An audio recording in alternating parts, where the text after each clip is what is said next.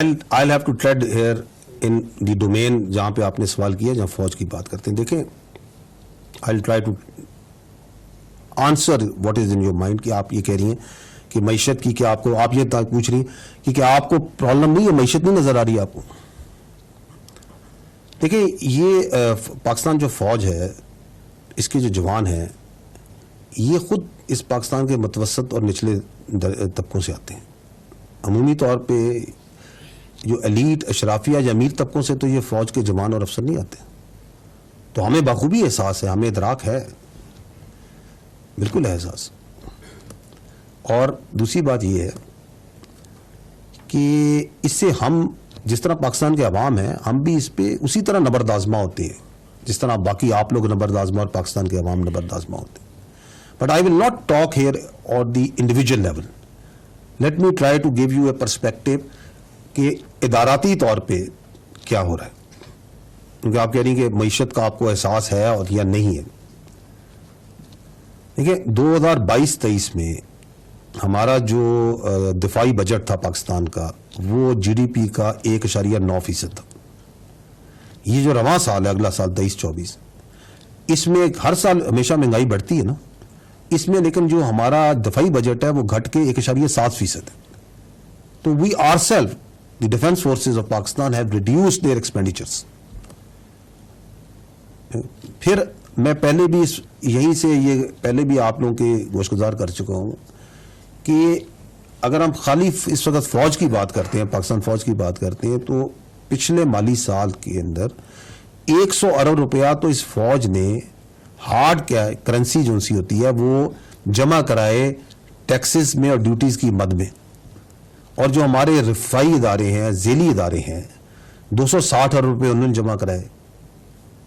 اس کے اندر آپ کی فوجی فاؤنڈیشن نے 223 ارب روپے, ڈی ایچ ایس نے 23 ارب روپے کے ٹیکسز اور ڈیوٹیز, این ایل سی نے تقریباً 3.5 ارب روپے, آرمی ویلفیئر ٹرسٹ نے تقریباً 3 ارب روپے, اور باقی سب نے تو وہ ملا کے 260 ارب. اور کلی طور پہ تو فوج اور اس کے جو ادارے ہیں, ذیلی ادارے, رفائی ادارے, 360 ارب روپے کی خطیر رقم تو صرف ٹیکسز ڈیوٹیز میں جمع کریں. And other than that you know, آپ سب کو سامنے ہے کہ جو فوج ہے اس کی یہ پریکٹس بھی ہے, کلچر بھی ہے کہ یونٹ لیول سے لے کے آرمی لیول تک جتنا ہم سے پاسبل ہو سکتا ہے اس سے بڑھ کر جو عوام کی فلاح و بہبود کے لیے جو کام ہے وہ فوج کرتی ہے.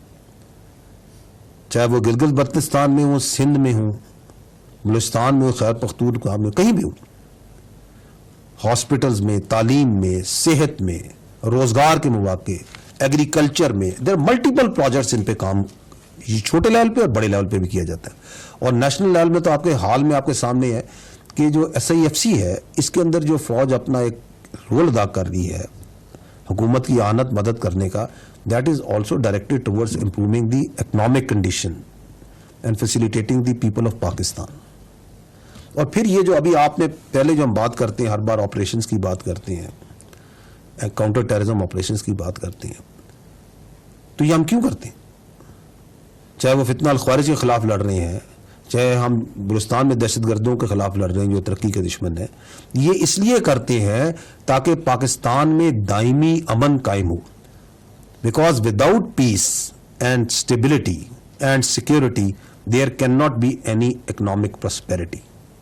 میں نے ابھی تھوڑی دیر پہلے یہ کہا ہے کہ ایک محفوظ پاکستان ہی ایک مضبوط پاکستان کی ضمانت ہے.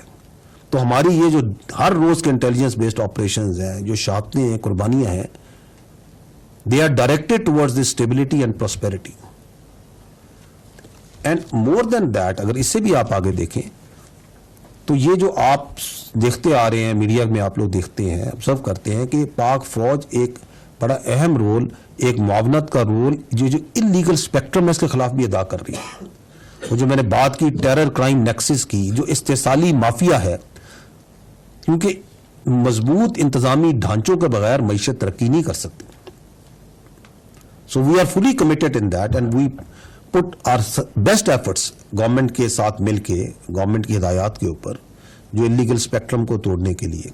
اور اس پہ نہ صرف ہم ایکشنز کرتے ہیں, آپ نے دیکھا ہوگا ہم بارہ اس بات پہ بڑے مؤثر طریقے سے بات بھی کرتے ہیں کہ یہ ٹیرر کرائم نیکسس کو بریک کرنا ہوگا, اس استحصالی کرمنل مافیاز کو پاکستان سے ختم کرنا ہوگا. تو if اگر ٹوٹیلٹی میں بات کریں تو جو آپ نے کہا کہ ہمیں ادراک ہے, ہمیں نہ صرف ادراک ہے, میں تو آپ کو یہ کہوں گا کہ ہمارے تمام ایکشنز ڈائریکٹلی اور انڈائریکٹلی ان کا ایک کلیدی رول پاکستان کی معیشت کو اور پاکستان کے عوام کی فلاح و بہبود کے لیے.